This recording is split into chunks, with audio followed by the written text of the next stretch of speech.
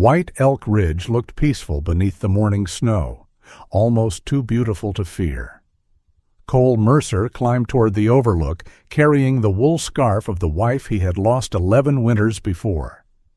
Then the mountain cracked open, and an avalanche erased the trail, his supplies, and every safe way home. In the deepening cold, his aging K9 Ronan refused the path Cole chose and led him toward a forgotten door buried beneath the snow. But the shelter did not offer an easy miracle, only a dying fire, a broken radio, and 2 strangers calling weakly from the northern slope. That night, Cole would learn that survival was not only about escaping the storm, but deciding which doors he was still willing to open. Tell us where you're watching from, and please like and subscribe to help us reach 5,000 subscribers and keep these stories alive. By the first week of December, snow had softened every hard edge around Alder Creek. Fence posts became white shoulders. The creek narrowed beneath glassy shelves of ice. Pine branches bowed low enough to brush the roofs of passing trucks, spilling powder in pale curtains whenever the wind moved through them. Cole Mercer lived 2 miles outside town in a cedar house that had once been built for 2 people. At 53, he still carried the broad shoulders and steady balance of the man he had been during his years as a Navy SEAL. But time had changed the shape of his strength. He no longer trained for speed. He split firewood, repaired generators, replaced frozen pipes, and rebuilt storm-damaged porches. His hands were large, scarred and rough at the knuckles, built now for wrenches and lumber rather than weapons. His face was long and sharply cut, with high cheekbones and lines that deepened around his mouth when he was tired. Ash-brown hair, touched with silver, fell longer than military regulations would ever have allowed. He wore it brushed back loosely, though one stubborn lock often dropped across his forehead while he worked. People in Alder Creek knew Cole as the man to call when a furnace quit after midnight. They also knew not to invite him inside once the job was done. Cole would accept coffee in a paper cup. He would refuse pie, dinner, and every gentle question disguised as conversation. Then he would return to the silent house beyond the pines before anyone could ask whether silence still felt like peace. That morning, he stood at the kitchen counter, tightening the screws on an old portable radio. Ronan lay near the stove with his front paws crossed. The 9-year-old German shepherd had a coat the color of honey beneath a black saddle, though winter light made the gold look deeper, almost amber. Silver had begun to gather unevenly around his muzzle, heavier along the left side. His right ear sat slightly lower than the left, the permanent result of an old injury. Ronan had retired from K9 duty a little over a year earlier. He still woke before dawn. He still checked every room after unfamiliar sounds. He still watched Cole with the patience of someone who had spent years waiting for a man to admit what he was feeling. Cole turned the radio dial. Static crackled. Ronan lifted one ear. "Not a threat," Cole said. Ronan lowered his head again, but kept his eyes open. A knock came at the front door. Cole checked the clock before moving. It was barely 8. Ronan rose without sound and stepped between Cole and the entryway, not tense, only prepared. Cole wiped his hands on a cloth, crossed the room, and opened the door. Harper Quinn stood on the porch, with snow gathered across the shoulders of her dark red rescue jacket.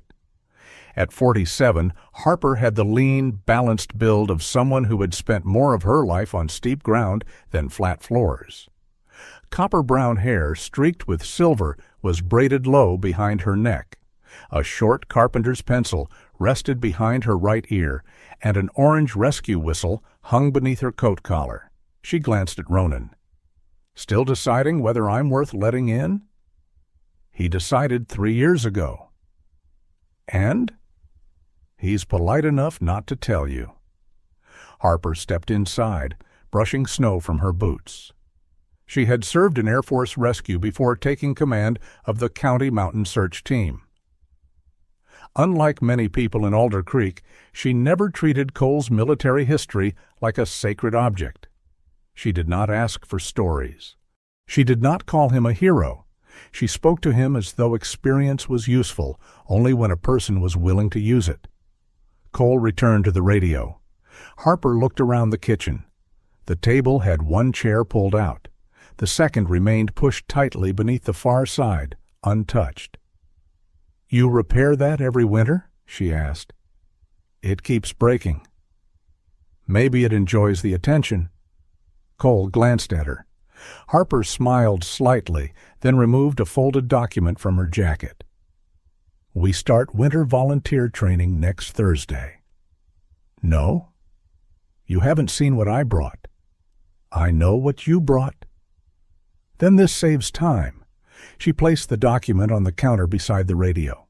The county search team needed someone to teach K-9 handling, navigation under poor visibility, and decision-making during cold weather panic. Harper had asked him twice before, once in person, once by mail. Cole had ignored both invitations. "I'm finished with that kind of work," he said. "With teaching?" "With being responsible for whether somebody comes home." The sentence settled into the room more heavily than he intended. Ronan moved closer and sat beside Cole's right leg. Harper did not soften her face. Cole appreciated that, though he would never have said so. "Refusing responsibility is still a choice," she said. "It just isn't always the safer one." "For who?" Harper looked at him for a moment. "That's the question, isn't it?"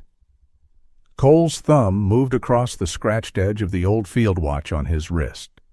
Evelyn had given it to him before his final deployment. The leather strap had been replaced twice, but the face still carried a small mark near the 2 o'clock position. Harper noticed the gesture and looked away. "I'm not here to recruit your past," she said. "I'm asking for 2 afternoons and 1 Saturday. No uniforms. No speeches. Just teach people what you know." "I said no." Harper collected her gloves from the table. "All right." The lack of argument irritated him more than pressure would have. At the door, she paused. "Storm system changed overnight. Forecast still says light snow late tomorrow, but the ridge winds are unsettled." "I checked the weather." "I know." She looked at Ronan. "Make sure he checks it too." After Harper left, the kitchen seemed larger. Cole stood for a while with one hand resting on the counter. Outside, Harper's truck disappeared between the white pines, its red tail lights flickering through the trees before the forest swallowed them. Ronan remained beside him. "You agree with her?" Cole asked. The dog blinked. "Disloyal." Ronan yawned. Cole picked up the training form and folded it once. Then again. He placed it beneath the radio instead of throwing it away. That small act unsettled him. He crossed the hallway and entered the bedroom. The room no longer looked as it had when Evelyn lived there. Cole had replaced the flowered curtains with gray canvas after they faded. He had moved her books into boxes and given away most of her clothes. The photograph on the dresser remained face down, not because he could not bear to see it, but because he had discovered years ago that grief could become a habit of looking. He opened the bottom drawer. Beneath spare blankets and an old sweater lay a pale yellow wool scarf. One end was nearly 6 inches longer than the other. Evelyn had knitted it during a winter when she decided homemade gifts carried more meaning. By February, Cole had received a scarf, 3 uneven socks, and 1 mitten without a partner. She had been proud of all of them. He lifted the scarf carefully. The wool no longer carried her perfume. That had faded years ago. What remained was colder and stranger, the memory of scent without the scent itself. For an instant, the room changed around him. Evelyn sat on the edge of the bed, brown-red hair tied low, holding the unfinished scarf between both hands. She was laughing because the ends did not match. "It has character," she had said. "It has a navigation problem." "You spent half your adult life navigating." "Not through knitwear."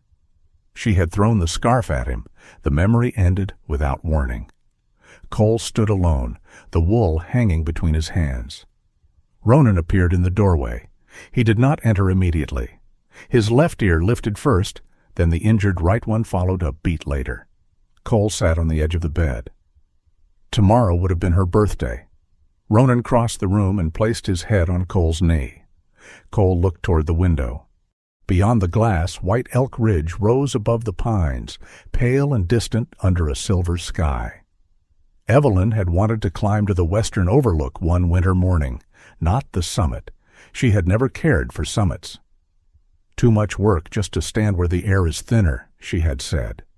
She wanted the overlook because the sun reached the valley there before it reached Alder Creek.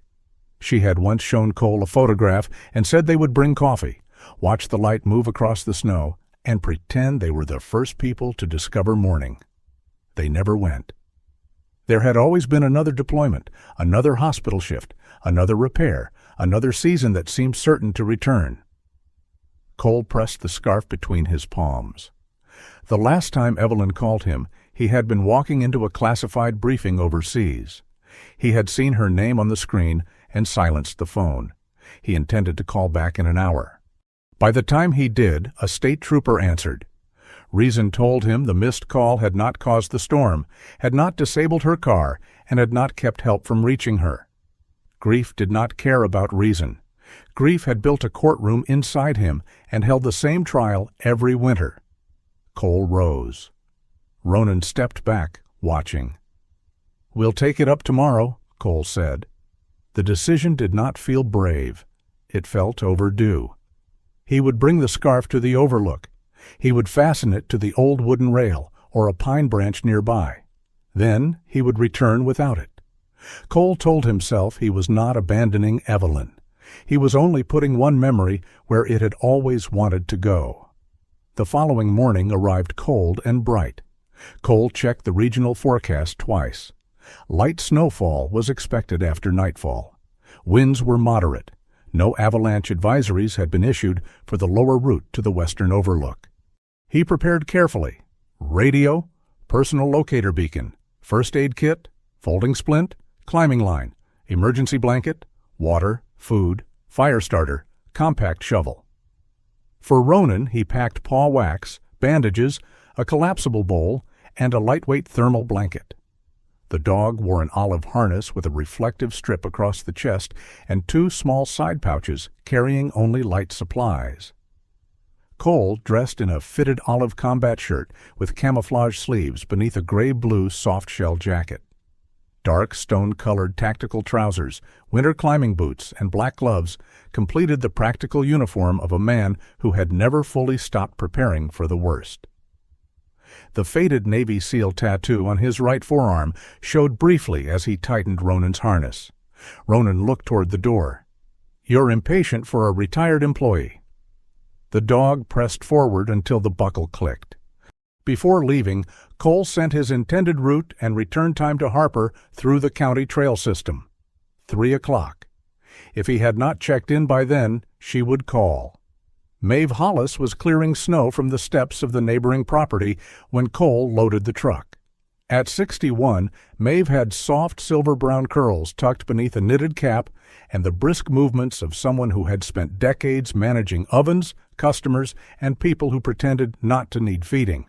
She owned Alder Creek's small bakery and had known Evelyn long before Cole learned how impossible it was to win an argument against either woman. Maeve leaned on the snow shovel. "You taking Ronan somewhere pleasant?" "White Elk Overlook." Her expression changed only slightly. "Today?" "Forecast is clear until evening." "Forecasts are written in warm rooms." Cole closed the truck door. "I'll be back before 3. Maeve looked toward the ridge. Thin clouds were forming behind it, pale as smoke against the blue-gray sky. She did not tell him not to go. Instead, she said, "White Elk doesn't care how long a man plans to stay." Cole almost smiled. Harper said something similar. Harper's occasionally right. It's a terrible burden for her. Maeve's gaze fell to the yellow scarf tied beneath the top strap of Cole's pack. Her voice softened. "You finally taking Evelyn up there?" Cole did not answer directly. Maeve understood anyway. She nodded once. No blessing, no warning, just recognition. "Come home before the coffee gets bitter." Cole climbed into the truck. Ronan settled in the passenger seat, watching Maeve through the window as they pulled away. The road climbed north through forests bright with snow. Alder Creek disappeared behind them, chimney smoke rising straight into the calm morning air. At the trailhead, Cole secured his pack and checked Ronan's paws one final time. The wind had begun to strengthen. The yellow scarf fluttered against the side of the pack, one uneven end snapping harder than the other. Cole watched it for several seconds. Then he untied it, folded it carefully, and placed it inside his jacket, close against his chest. It was only practical, he told himself. The wind could take it. Ronan looked up at him with quiet amber eyes. Cole closed the jacket. "Don't start." Ronan turned toward the trail. Together they entered the snow-covered pines beneath a bright silver sky. The morning was beautiful enough to seem harmless. Behind the ridge, the clouds continued gathering where neither man nor dog could yet see them. White Elk Ridge looked harmless in the morning. Fresh snow rested on the pines in bright, clean layers. The weak winter sun shone through thin cloud and scattered across the valley below, turning distant roofs and frozen meadows into pieces of pale glass. Cole followed the marked trail at an unhurried pace. Ronan traveled several yards ahead, his olive harness visible against the gold-and-black coat. The old German shepherd no longer wasted energy, racing from one scent to another. Every movement had become economical with age. He climbed in a straight line, paused before steeper sections, and glanced back often enough to make certain Cole remained behind him. After 40 minutes, Cole called him close. Ronan stopped immediately. Cole knelt and pressed 2 fingers between the dog's paw pads, checking for packed snow and ice. The cream-colored mark on Ronan's left front paw stood out against the white ground. Cole rubbed a little more protective wax into the pads, then ran a hand along the dog's hind leg. The joint was warm, but not swollen. "You're doing better than I am," Cole said. Ronan sneezed into the snow. Cole took that as disagreement. The route climbed gradually through thick timber. Wind moved high above them, stirring the upper branches, while the forest floor remained still. Somewhere under the snow, water continued running through narrow channels in the rock, too deep to freeze completely. The quiet did not feel empty. It felt attentive. For the first mile, Cole spoke only when giving Ronan a direction. Then, without deciding to, he began talking about Evelyn. "She hated wool socks," he said, claimed they made her feet feel supervised. Ronan kept walking. "She knitted 6 pairs anyway." The dog looked back. None of them matched. A memory rose with such clarity that Cole almost heard the kitchen cabinet closing behind her. Evelyn had stood beside the stove in 2 different socks, defending them as a pair because both contained blue yarn somewhere. Cole had told her that was not how pairs worked. She had informed him that he lacked imagination. He continued up the trail with one hand resting over the scarf inside his jacket. The memories arriving that morning were not the ones he usually permitted. They did not involve the state trooper, the unanswered call, or the highway disappearing beneath snow. They came from smaller places. Evelyn scraping burned soup from the bottom of a pot. Evelyn singing the wrong words to songs she had known for years. Evelyn leaving coffee on the porch until a skin of ice formed across the top because she had become distracted, watching deer beyond the fence. Those memories hurt differently. Death had become familiar. Happiness still surprised him. The trail turned west, opening briefly above the valley. Sunlight spread across the lowlands, catching the smoke rising from Alder Creek. From that height, the town appeared peaceful and complete. Cole could not see the broken furnaces, unpaid bills, empty bedrooms, or people standing in kitchens pretending not to be lonely. Distance made every life look orderly. He checked his watch. They were making good time. The overlook remained less than 2 hours ahead, and the sky still held patches of silver blue between the clouds. The forecast had not failed yet. Even the wind seemed less severe beneath the trees. Ronan stopped near a fallen log. Cole expected him to check a scent, but the dog turned and stared back down the trail instead. Nothing moved between the pines. "What is it?" Ronan's ears shifted independently. The left stood high. The damaged right followed a beat later. Cole listened. At first he heard only the faint hiss of snow sliding from branches. Then came a low vibration beneath the ground, so slight he felt it more through his boots than through the air. It ended almost immediately. Ronan remained still. Cole scanned the surrounding slopes. They were below the exposed avalanche terrain marked on his map. The trail crossed forested ground with mature pines breaking the snowpack. A harmless settling, he thought. A branch, a pocket of snow giving way somewhere out of sight. Still, he shortened the leash and kept Ronan close for the next several hundred yards. Near midday, they reached the remains of an old ore haul road. The modern trail curved south from there, climbing gradually toward the overlook. The abandoned road continued north beneath the ridge, half erased by young pines and fallen stone. Rusted iron fittings still protruded from a few rotting beams. A weather-beaten sign warned hikers away from unstable mine structures farther upslope. Cole stopped to drink.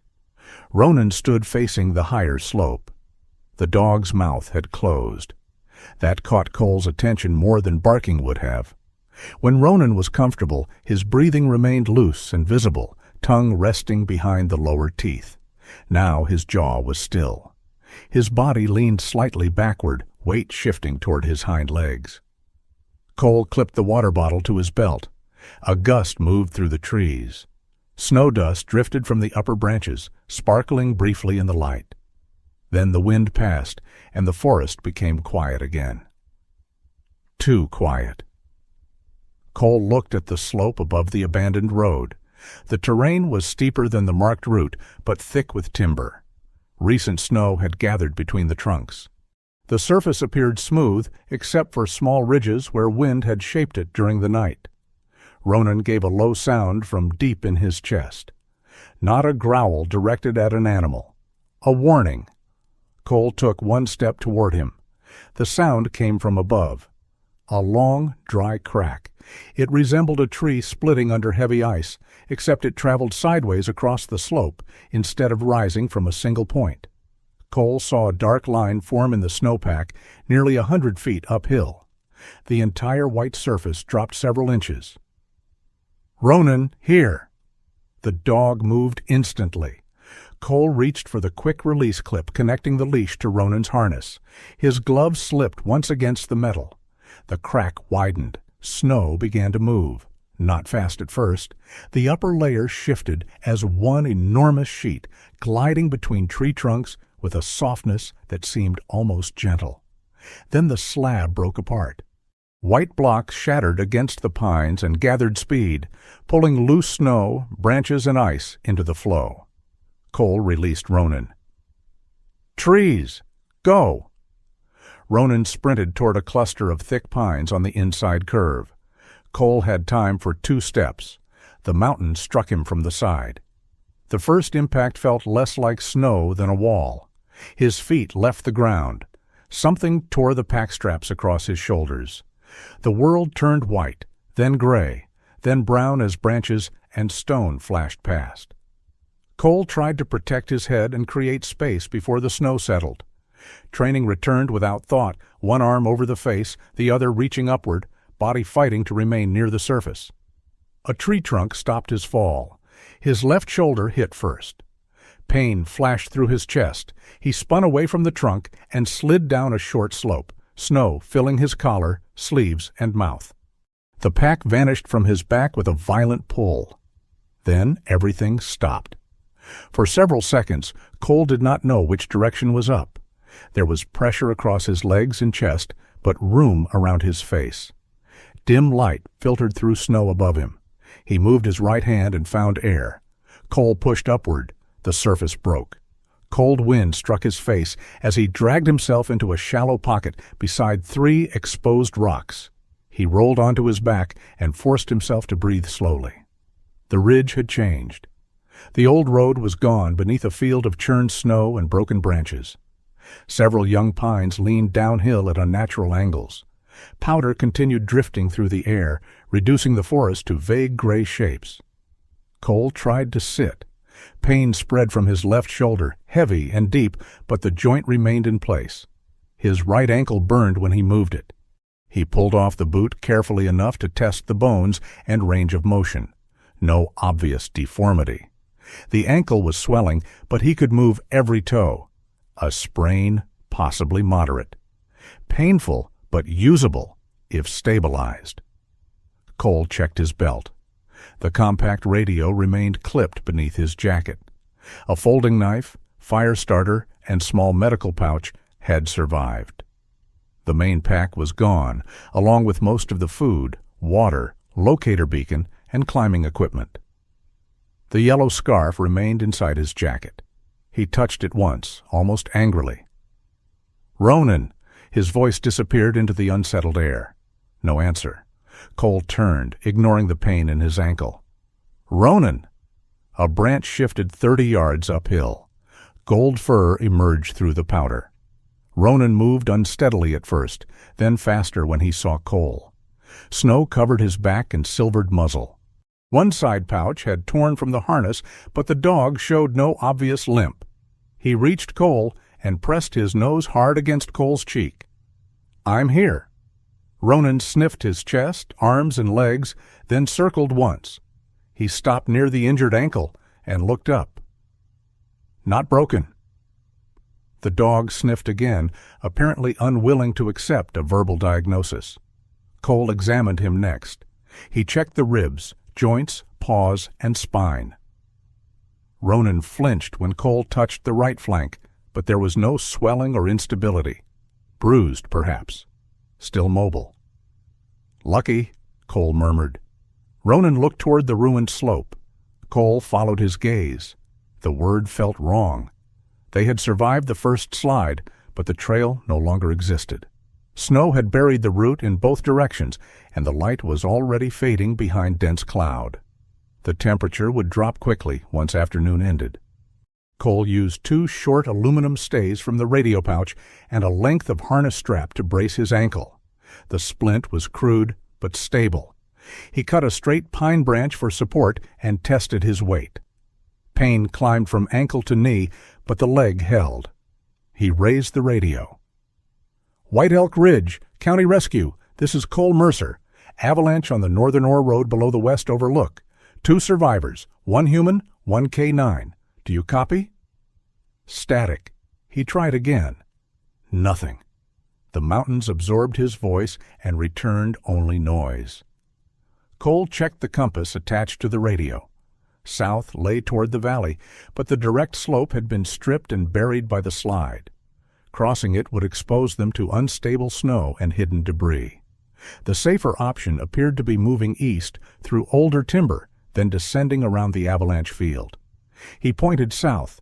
Ronan followed for several steps. Then he stopped. Cole turned. The dog stood with his head toward a low stone wall on the eastern side of the ridge. Beyond it, dark pines crowded close against the rock. "Come." Ronan moved back to Cole, touched his nose briefly against Cole's gloved hand, and turned east again. It was not panic or confusion.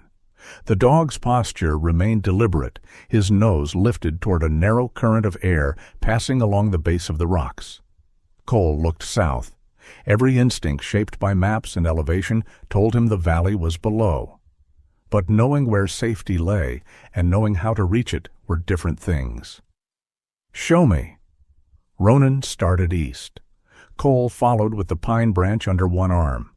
The terrain narrowed. Wind had scoured some sections nearly bare, while piling snow waist-deep in others. Ronan tested the surface before committing his weight, then waited whenever Cole fell behind. After several hundred yards, Cole smelled something unexpected. Cedar. Not living cedar bark crushed beneath snow. Dry, aged wood. Then came the faint mineral scent of rust. Ronan stopped beside a low depression at the foot of the cliff. A splintered wooden stake protruded from the snow, its upper end blackened by weather.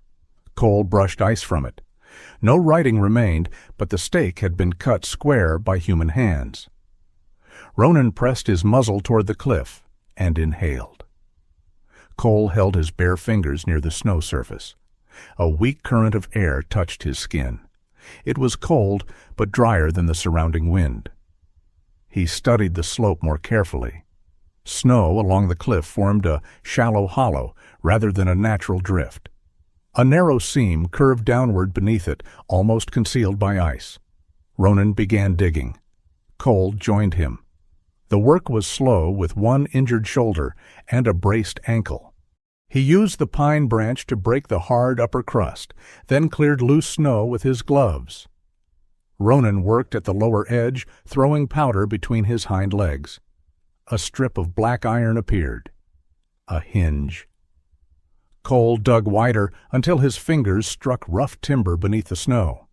The wood stood vertically against the stone. A door? Above it, nearly buried under ice, hung the remains of a narrow sign. Cole scraped the surface with the edge of his knife. Faded letters emerged one by one.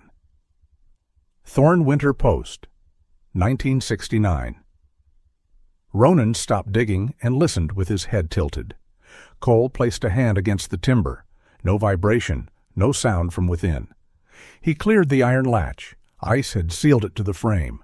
Cole struck it repeatedly with the handle of the knife, each blow sending pain through his left shoulder.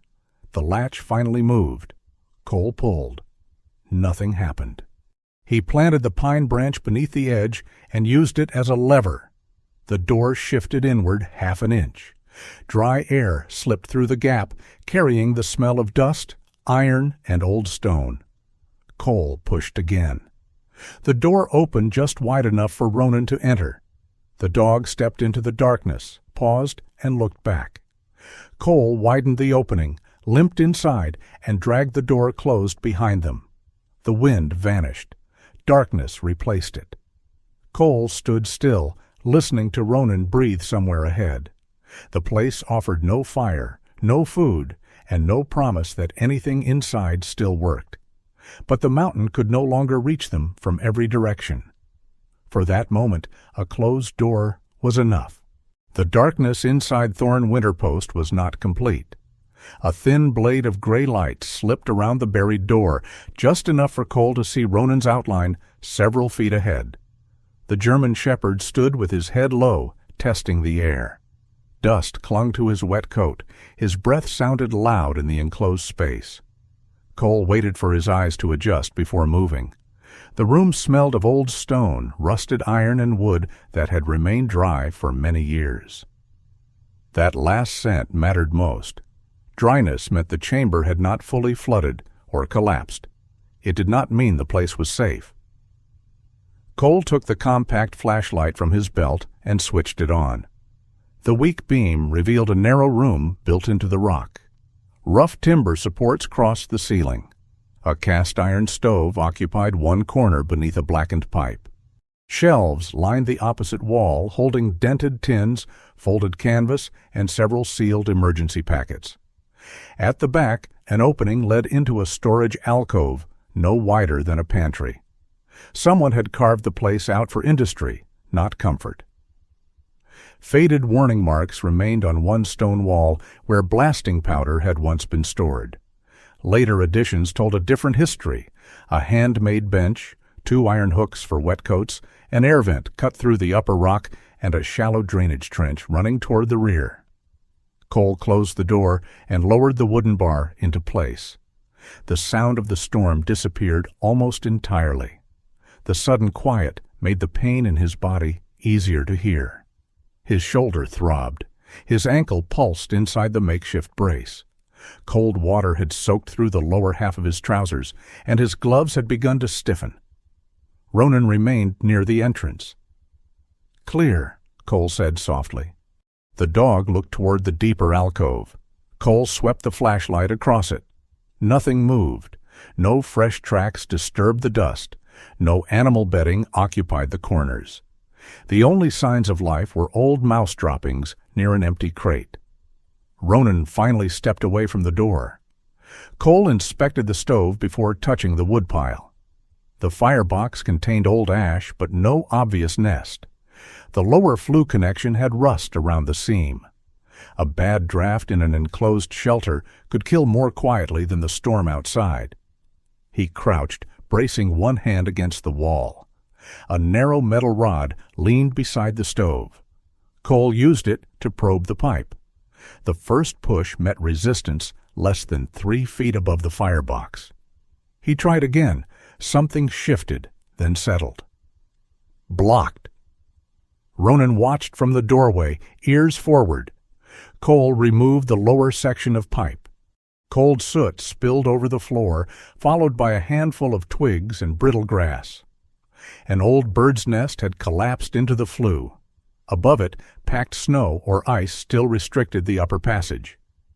Cole fed the metal rod into the opening and pushed. The motion sent pain through his left shoulder. He changed position and worked one-handed, using his weight rather than force. Ice cracked somewhere overhead. A sprinkle of white fragments dropped through the pipe. Then air rushed downward. The flashlight beam trembled in Cole's hand as the vent drew a thin current through the room. Better. Ronan sneezed at the soot. Cole almost apologized. Instead, he searched the shelves. There were 6 sealed emergency meals, 3 cans of soup, a small metal water container, and 2 wool blankets wrapped in canvas. A stack of reflective thermal sheets sat beneath them. The cedar pile beside the stove looked substantial until Cole counted the pieces. Enough for perhaps 3 days if burned carefully. Less if the vent failed or the temperature dropped harder. There was no hidden abundance waiting beneath the mountain. No miraculous pantry. The shelter had been prepared to delay death, not cancel it. Cole arranged kindling inside the stove and opened the lower intake. He struck a fire starter against the edge of his knife. The first spark died. The second caught in a twist of dry fiber. Flame climbed carefully through the cedar shavings and touched the smallest split wood. Cole watched the smoke. For several seconds it hovered inside the firebox. Then the draft pulled it upward. Only after the stovepipe began to warm did Cole allow himself to sit back. Ronan stayed beside him rather than moving toward the heat. "You can retire from guarding the door," Cole said. The dog remained upright. Cole removed his gloves and examined Ronan's paws. Ice had packed between 2 pads on the right rear foot. Cole worked it loose, dried the paw with a piece of canvas, and applied the last of the protective wax from the small tin that had remained in a harness pocket. Ronan's hind legs trembled when he shifted. Not fear, fatigue. Cole ran his hand slowly along the dog's hip. The joints were stiffer than they had been that morning. "You should have stayed home." Ronan turned his head and looked directly at him.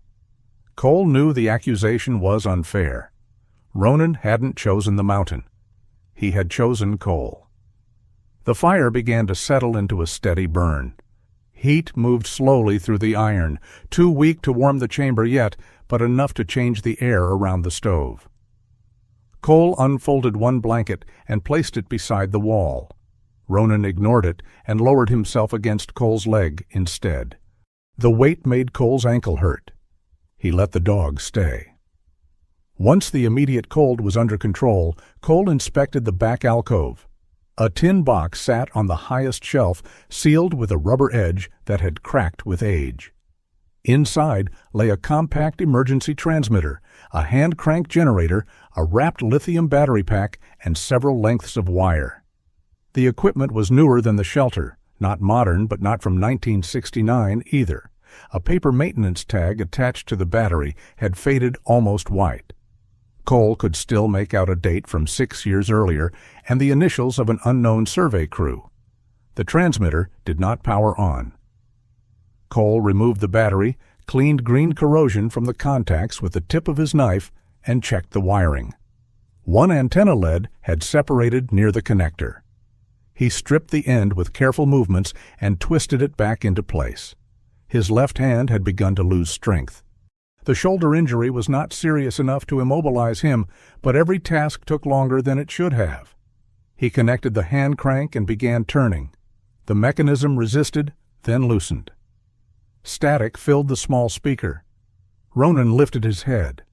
Cole adjusted the dial toward the emergency frequency marked in pencil on the wall. The letters had been written directly into the stone beneath a list of weather codes.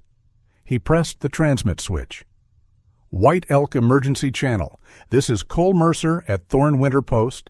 Avalanche on the North Ore route. 1 injured adult, 1 retired, K9.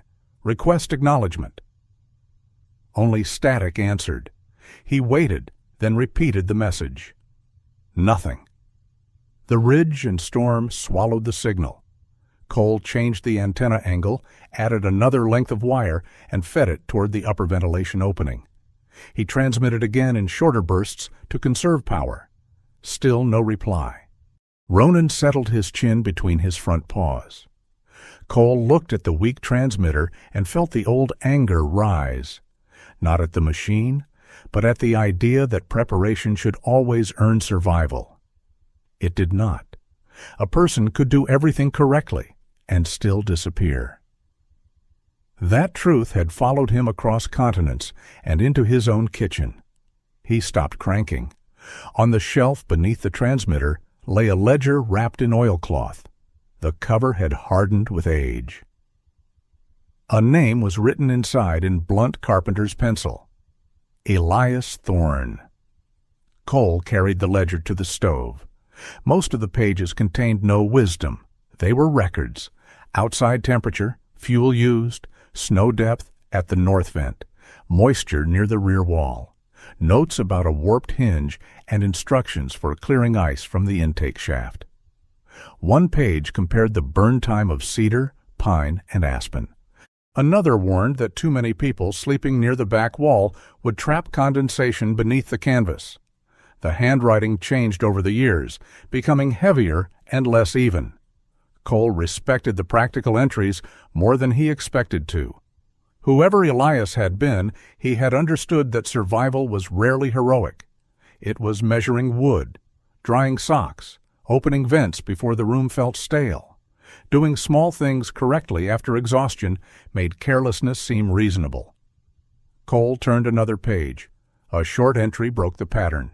January 18th, 1968. 3 men at Marrow Cut. Signal received 6:42 p.m. Wind above safe limit. Chose to wait for daylight. Rescue party arrived 10:16 a.m. 1 alive. No explanation followed. The next pages returned to maintenance notes. Cole read the entry twice. Farther into the ledger, Elias mentioned the same night again. Not often, never in long confession. The event appeared around the edges of ordinary work.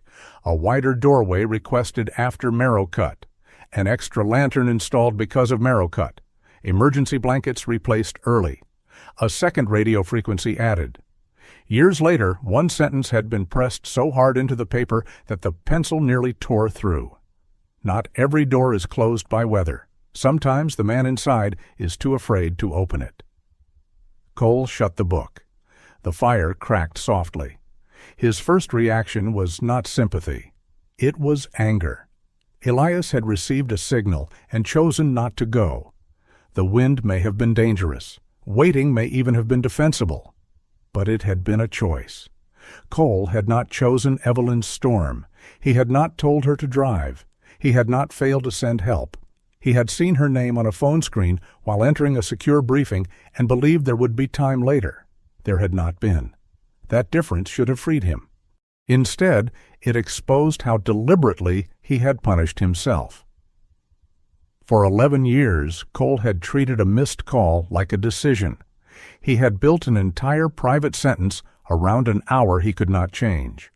He opened the ledger again, irritated by the dead ranger, the mountain, and his own need to keep reading. Later entries revealed that Elias had returned to Marrow Cut each summer. He repaired the old mining shelters one by one, stocked them with blankets, and marked radio channels on their walls. He recorded every person who used them. 2 surveyors, March 1971, a lost hunter, December 1974, a young ranger with a broken snowshoe, February 1979. Elias never wrote that these rescues balanced the lives lost at Marrow Cut. He kept no moral accounting. He only maintained the doors. Cole understood the discipline of that. Regret wanted a grand punishment. Useful work required repetition. A sharper gust shook the shelter door. Ronan stood immediately. The wooden bar held.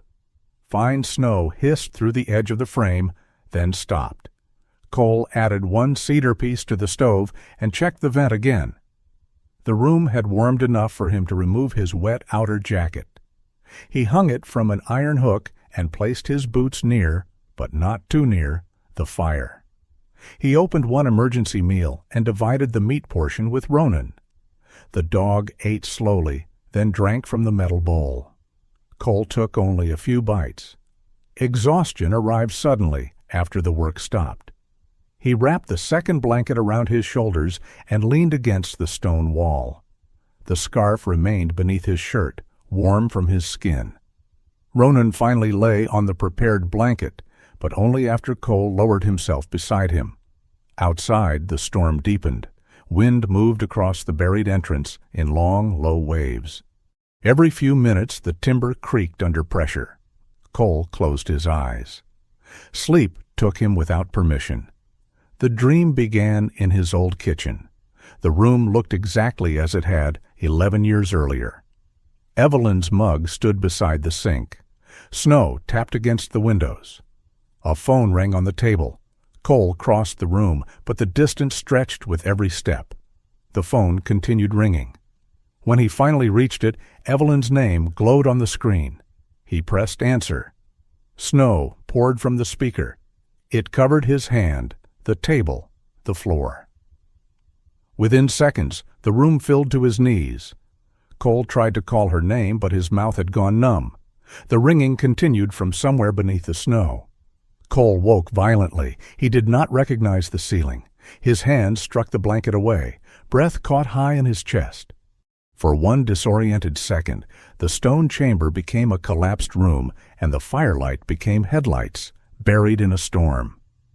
Then weight settled across his ribs.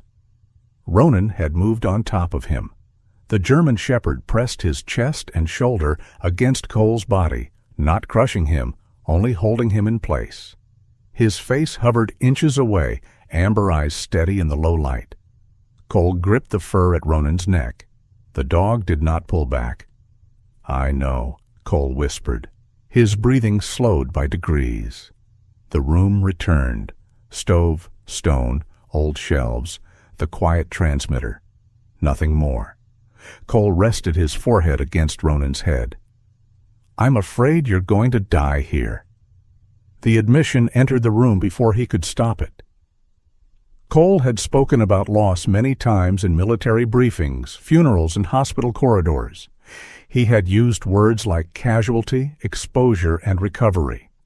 This was different. This was not memory. It was fear in the present tense. "I keep thinking everything I love has an expiration date." Ronan stared at him for another moment, then released a long breath through his nose.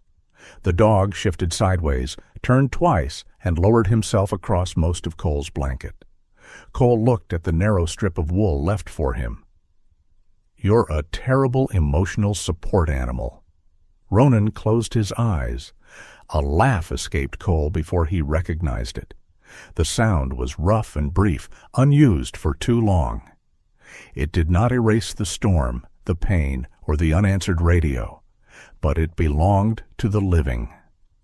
Cole pulled the remaining corner of the blanket over his legs and leaned against Ronan's warm back. Across the room, Elias Thorne's ledger rested beside the lamp. The lamp itself remained dark. Its oil reservoir was nearly empty, and Cole had decided not to waste it while the stove still gave light. Nothing in the shelter had saved them by simply being there. The fire had required clearing the flue. The transmitter had required repair. The room required judgment, fuel, and work. Even Ronan's calm had been earned through years of trust between them. Cole watched the glow move across the old iron stove. Perhaps that was the truth Elias had left behind, without meaning to. A lamp did not light itself. Neither did a life. Harper Quinn knew Cole Mercer was overdue at 3:07 in the afternoon, not because the mountain had warned her, not because of instinct, because Maeve Hollis called. He said 3, Maeve told her over the phone. Cole is many things, but careless with time is not one of them. Harper was already standing over a topographic map in the county rescue office. Outside, snow drove sideways across the parking lot, whitening the windshields faster than the volunteers could clear them. Cole's route had been logged through the county trail system that morning. White Elk Western Overlook. Estimated return, 3 p.m. 1 adult, 1 retired, K9. At 2:41, his personal locator beacon had transmitted a brief distress burst from the old ore road below the overlook. Then the signal moved nearly half a mile downhill. Then it stopped. That told Harper almost everything and nothing. The beacon had probably been torn away in a slide. Cole might still be near the first coordinates, somewhere along the path of the signal, or nowhere close to either point. Maeve remained on the line. "Ronan won't come down without him," she said. Harper marked the sentence in her mind. "You're certain?" "I've watched that dog refuse dinner because Cole stayed too long fixing a generator across town. If Ronan reaches the trailhead alone, it means Cole is already beyond following."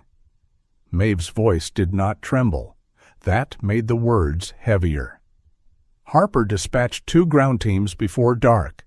One found Cole's truck at the trailhead, locked and dusted with fresh snow. The other reached the lower edge of the Avalanche field before a second fracture opened across the slope. The team withdrew into the timber and spent the night searching from safer ground. A helicopter remained grounded in Grand Junction. Cloud ceiling too low, winds too unstable.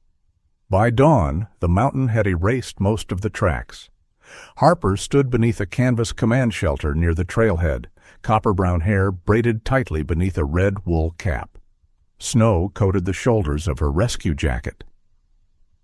A carpenter's pencil rested behind one ear, though she had broken the tip twice already, marking routes across the damp map. "Try the old emergency band again," she told the radio operator. "We've been calling every 15 minutes. "Call every 10. A volunteer glanced toward the White Ridge. "You think Mercer has a radio?" "I think Mercer carries a backup for his backup." She did not add what she also thought. Cole might have the equipment and no hands capable of using it. Miles above them, beneath stone and packed snow, Cole woke to the weak metallic chatter of the emergency transmitter. The stove had burned low. Gray morning light leaked around the shelter door, though the color of it suggested the sun had risen behind thick cloud. The chamber remained cold enough for his breath to show, but the water container had not frozen solid. Ronan lay against Cole's side. The German shepherd opened his eyes when the transmitter crackled again. At first, the sound resembled random interference. Then a human voice surfaced beneath it. "North, repeat, 7-4. Cole pushed himself upright. Pain immediately tightened around his ankle. His left shoulder had stiffened during sleep, reducing the range of motion to a careful half-arc. He reached the transmitter and began turning the hand crank. The voice returned, older and strained. "Coordinates repeat, 40 point." A woman interrupted. "Stop. Save the battery." Static swallowed the rest. Cole leaned toward the speaker. "This is Thorn Winter Post. Identify." No answer. He adjusted the wire antenna he had fed toward the ventilation shaft, then cranked again. "This is Cole Mercer at Thorn Winter Post. I received part of your transmission. Identify and state emergency." For several seconds there was only noise. Then the woman's voice returned. "Delia Vale, Warren Vale with me. North Bird Station. Roof damaged. snowmobile disabled. Her speech came in clipped pieces, controlled but exhausted. Cole took the pencil from Elias Thorne's ledger and wrote on the inside cover. How many injured? 1. Warren, chest pressure, cold, conscious. A faint man's voice spoke behind her. Still devastatingly handsome. The woman said, Quiet? Cole heard the brittle edge of affection inside the command. Warren, Cole said, do you have a cardiac history? Stable angina, medication in chest pocket. How many doses remaining? A pause. 3, Delia answered. Cole looked at the transmitter battery gauge. The needle trembled just above empty. Give me your coordinates slowly. The first attempt broke apart halfway through. Cole had Delia repeat each number twice. He wrote them down, then checked the faded map mounted to the stone wall. The North Ridge bird station lay across a shallow ravine from Thorne Post, barely 1.2 kilometers in a straight line. The safe route was not straight. A contour line compressed sharply along the eastern edge of the ravine, indicating a steep drop. The winter path curved around Gray Needle, nearly doubling the distance. Cole pressed the transmit switch. Remain sheltered. Limit Warren's movement. Keep medication accessible. I'm contacting County Rescue. He switched frequencies. White Elk Command, this is Cole Mercer at Thorne Winter Post. Do you copy? Static. He repeated the call. A voice appeared for less than a second. Mercer, location. Harper. Cole raised the transmitter. Thorne Winter Post. Old ore shelter east of Avalanche Field. 2 additional survivors at North Ridge Bird Station. 1 cardiac patient. The response vanished. He transmitted the coordinates, then repeated them in shorter groups. Only fragments came back. Records wrong. 1987 slide. Ground team west. Cole understood enough. Harper knew about the old post, but the official coordinates were wrong. A rock slide had altered the trail decades earlier, and the shelter's location had never been properly remapped. No rescue team would walk directly to a point they could not confirm through unstable terrain. Ronan stood and stretched, moving carefully through his hind quarters. Cole watched the stiffness in the dog's legs. The rational choice was to remain inside. Harper had teams on the ridge. Warren and Delia had shelter, medication, and some kind of transmitter. Cole had an injured ankle, a damaged shoulder, and a 9-year-old dog who had survived an avalanche less than a day earlier. Going out could turn 2 trapped groups into 3. Cole returned to Elias's ledger, not because he expected an answer, but because the old ranger's practical notes sometimes forced a problem into smaller pieces. Near the rear of the book, he found a page titled Decision Limits.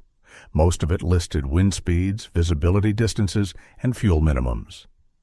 Beneath the table was a single handwritten paragraph. Staying is not always cowardice. Leaving is not always courage. A man who wants punishment can make death look like duty. Do not use the lost as permission to destroy yourself. Cole read the lines once, then again. The words angered him less than the earlier entry about marrow cut, perhaps because they did not flatter action. For years, Cole had imagined sacrifice as the purest form of responsibility. If something hurt enough, cost enough, or endangered him enough, it felt honest. That instinct had served him in combat. It had nearly ruined everything after. Ronan approached and stood beside him. Cole placed the map on the floor. "I'm not asking whether we can reach them," he said. "I'm asking whether we can reach them and come back." Ronan lowered his nose toward the paper, offering no opinion on cartography. Cole measured the route with a length of wire. Gray Needle stood just over halfway to the bird station. It was a recognizable granite outcrop and a sensible turnaround point. Beyond it, the route crossed a sheltered stand of fir before descending toward the hut. He could establish conditions. If his ankle stopped bearing weight, he turned back. If visibility dropped below the next marker, he turned back. If Ronan showed worsening pain, he turned back. If the wind increased enough to move surface snow, he turned back. That was not hesitation. It was a plan with permission to fail. Cole wrote their departure time, destination, and limits in charcoal on the wall beside the transmitter. He left one emergency meal, the ledger, and most of the cedar in the shelter. Into a canvas maintenance bag, he packed 2 reflective blankets, a folding splint, bandages, matches, pain medication, water warmed near the stove, and a small portion of food. He carried a short coil of rope over his good shoulder. Ronan wore only the harness and one light medical pouch. Before opening the door, Cole crouched and checked the dog's paws and hips. "You do not pull anything today." Ronan looked at the rope. "I mean it." The dog turned toward the door. Outside, the wind had eased, but snow still fell in a steady veil. Cole locked the shelter behind them and marked the entrance with a strip of reflective material tied to the old wooden stake. If they returned after dark, the marker might save precious minutes. Ronan moved ahead at half his normal working pace. The forest east of Thorn Post held deeper snow than the ore road. Cole sank to mid-calf with every step.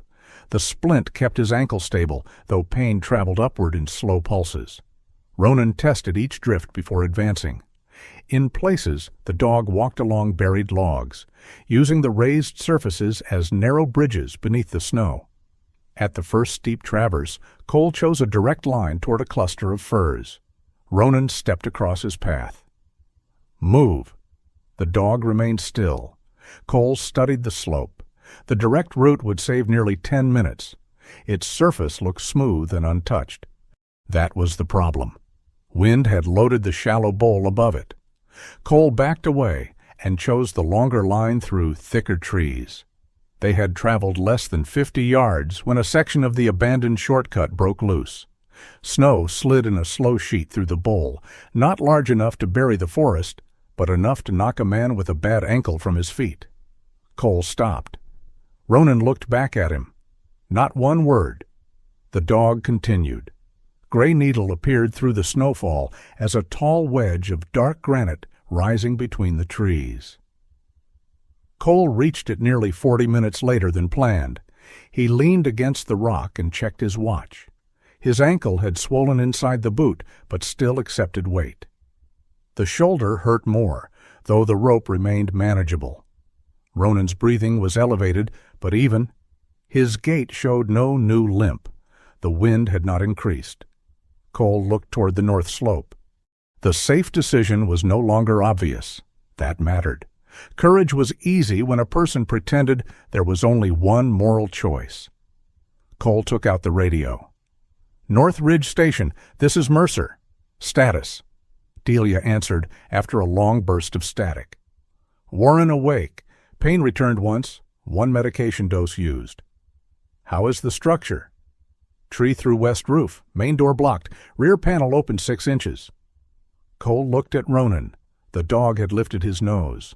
A faint smell drifted through the trees. Smoke, not the clean cedar smoke from Thorn Post. Wet wood, weak and bitter. They were close enough. "We're continuing," Cole said. Delia did not ask who "we" meant. The final stretch descended through dense fir where the wind had spared some of the snow. Broken prints appeared near the lower tree line, almost filled in, but still human. Ronan followed them until the scent disappeared beneath fresh powder. Then a dull metallic knock sounded ahead. 3 strikes. A pause. 3 more. Ronan changed direction. The North Ridge bird station emerged behind a fallen pine. The structure was little more than a timber hut with a low roof and observation window. One side had collapsed beneath the tree trunk. Snow covered half the roof and sealed the front door.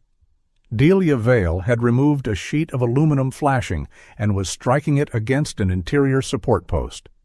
Cole cleared the rear opening enough to crawl through. Inside, the air smelled of damp wool, smoke, and pine sap. Delia knelt beside a narrow cot.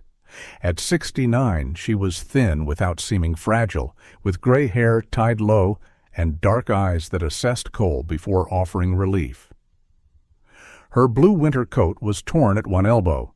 A small waterproof notebook remained clipped to her belt as though even disaster had not excused bad record-keeping.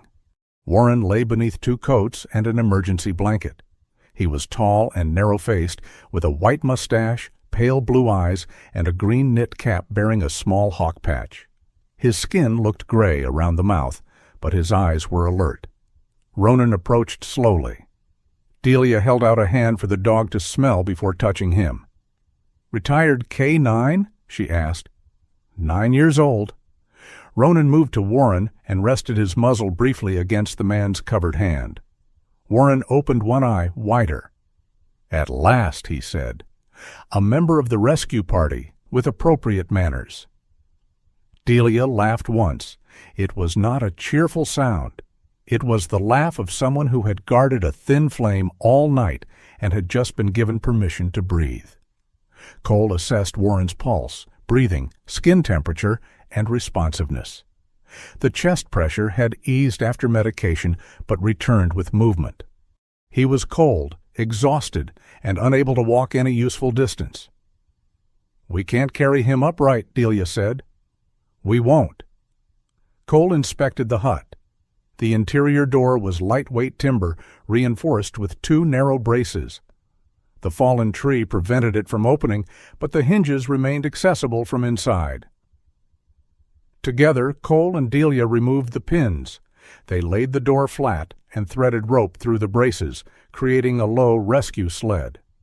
They padded it with blankets and positioned Warren at a slight incline rather than completely flat. Warren protested only when Delia tightened the blanket around his legs. "I require circulation. You require silence.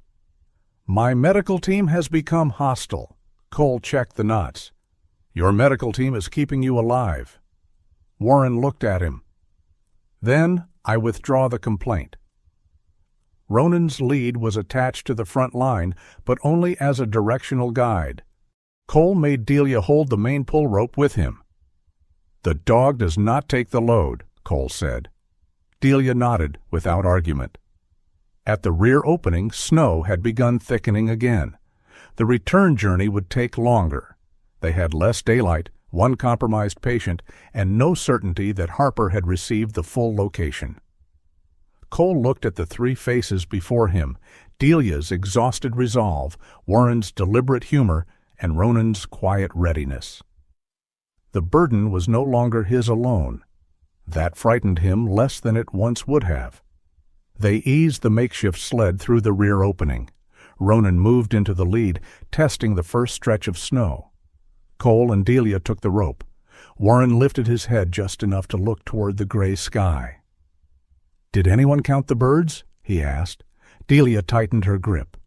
Not one of them had the decency to stay. Then the four of them followed the old dog into the fading afternoon, each carrying a different part of the same hope.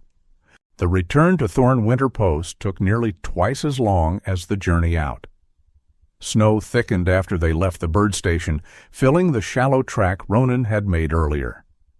The makeshift sled dragged heavily whenever the route tilted across the slope. Cole and Delia pulled from the front, while Warren used his heels against the firmer sections, reducing the load whenever his breathing allowed. No one wasted energy pretending the arrangement was graceful. The door beneath Warren bumped over buried roots. Rope tightened, slackened, then tightened again.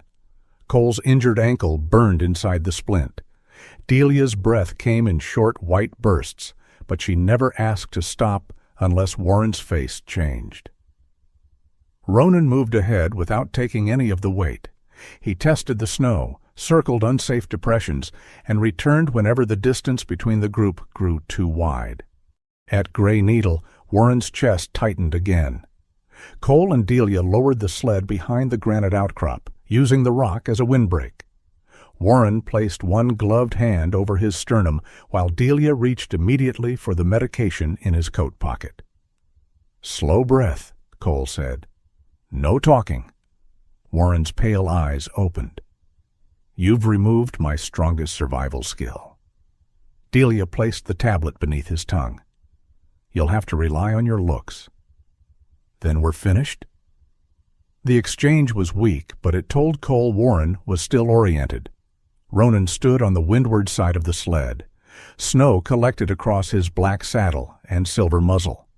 He did not lie down. He simply angled his body so the gusts struck him before they reached Warren's face. Cole watched the old dog's hind legs tremble. "Ronan, down!" The dog ignored him. Cole stepped closer and pressed a hand gently between Ronan's shoulders. "That wasn't a suggestion." Ronan looked back at Warren, then lowered himself beside the sled. Even lying down, he kept his body against the opening where the wind curled around the rock. Delia noticed. "He always like this?" "Only when breathing." She gave Ronan one brief stroke behind the lower right ear. The medication eased Warren's chest pressure enough for them to continue. By the time the reflective strip marking the shelter appeared through the trees, evening had reduced the forest to blue shadow. Cole's hands had lost enough strength that Delia had to lift the wooden bar while he steadied the sled. They brought Warren inside first. The chamber felt warmer than the forest, but the fire had nearly collapsed into coals. Cole added 2 thin cedar pieces, opened the intake, and waited for the flame to strengthen before closing the door.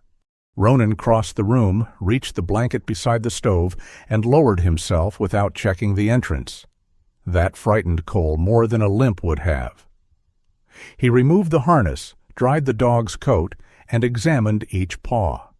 A small scrape marked one pad, but there was no serious injury. The muscles around Ronan's hips were rigid from cold and effort. Cole rubbed them slowly until the dog's breathing deepened. "You're done working tonight." Ronan did not object. Within minutes, the old German shepherd was asleep beneath one of the wool blankets, his front paws uncrossed for once, stretched toward the stove. Delia helped Warren out of his wet outer coat, while Cole arranged the driest bedding along the inner wall. They kept him slightly upright, supported with rolled canvas behind his back. His face had regained some color, but the chill remained in his hands. The shelter had changed before they finished settling him. 4 people and 1 wet dog produced heat, moisture, and stale air far faster than Cole had expected. Water appeared in tiny beads along a timber beam near the rear alcove. A drop struck the packed floor, then another. Delia followed the sound with her eyes. "Condensation." "I know. That rear vent should be drawing more." Cole held the back of his hand near the airflow opening. Almost nothing moved. Delia crossed the room, knelt despite her stiff legs, and pulled aside a hanging canvas sheet. Behind it sat a narrow secondary vent with a rusted adjustment plate. Ice had formed along the lower hinge, holding it nearly shut. "I maintained observation shelters for 36 years, she said. "Cold doesn't ruin equipment nearly as often as people who forget air has to leave." Cole handed her the metal rod.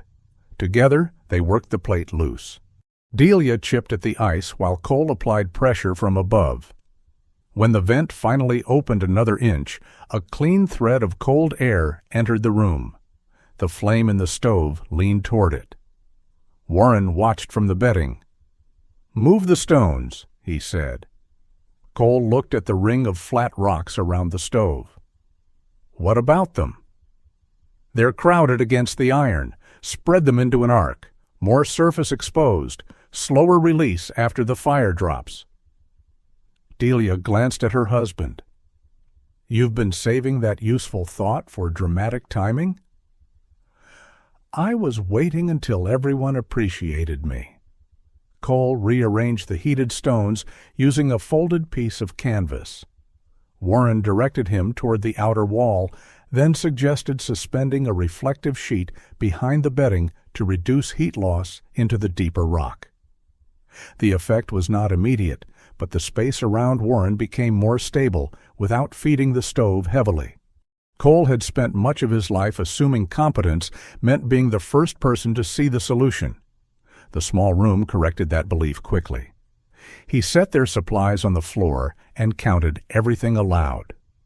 4 sealed meals remained after what Cole and Ronan had eaten. 3 cans of soup, a partial water container, cedar for roughly 3 days under the original estimate, though 4 adults would require more heat than 1 man and a dog. Delia emptied her pack, 2 compressed food bars, half a bottle of water, a silver emergency blanket, a small alcohol stove with a bent support arm, and enough fuel for several short burns. Warren contributed medication, a pocket knife, a box of waterproof matches, and a packet of sugared almonds he had apparently concealed from Delia. She held up the almonds. "You said these were gone." "I said I could no longer locate them." "They were in your inside pocket." "A difficult region to survey." Cole divided the supplies by likely use instead of ownership. Food could last approximately 2 days if rationed. Water would be tighter, though clean snow could be melted in small amounts. Firewood remained the greater concern. 36 hours comfortably, Cole said. 48 if we manage heat and moisture correctly. "And after that?" Delia asked. "We make new decisions." She looked toward Warren. His hands had started trembling again. "Add more wood." Cole shook his head. "Not yet." "He's cold." "We overheat this room and trap moisture. We lose insulation and food. Then everyone gets colder." "Add 1 piece." "We follow the cycle." Delia stood. She was exhausted, her gray hair partly loose from its tie, but nothing in her posture appeared fragile. "My husband is shaking. And I'm trying to keep him alive tomorrow, too." "Then explain that without speaking to me like I'm a recruit who missed an order." Cole felt his shoulders tighten. "We don't have time to debate every adjustment." "No, you don't have patience to let anyone else take part in the decision. I brought him here. And I kept him alive before you arrived." The room went still except for the stove. Warren opened his mouth. Delia pointed at him without looking away from Cole. Not 1 word. He closed it. Cole knew Delia was frightened. He knew fear often disguised itself as anger. He also knew the fuel calculation was correct. That should have been enough. It was not. Delia stepped closer. Rules are easy when the person shivering isn't the one you love. The sentence landed with more force than she intended. Cole's anger rose so quickly that for a moment he could not separate it from pain. He turned and walked into the rear alcove. The space was too narrow for dignity. He stood between shelves of old supplies, 1 hand pressed to the stone wall, breathing through the ache in his ankle and the harder ache beneath it. Ronan had awakened. The dog lifted his head from the blanket, but did not follow. He watched Cole from several feet away. No pressure against his leg, no muzzle under his hand, no immediate comfort. Ronan simply gave him room. Cole looked toward the main chamber. For years, control had felt like the opposite of loss. If every tool was checked, every door locked, and every person obeyed the plan, then tragedy might remain outside. But control had never brought Evelyn home. It had only taught Cole to mistake distance for safety. He returned to the stove. Delia remained beside Warren, rubbing warmth into his fingers. "I'm sorry," Cole said. She looked up. "I'm not changing the fuel estimate, but I should have explained the options." "That would be a start." Cole placed another small cedar piece into the stove.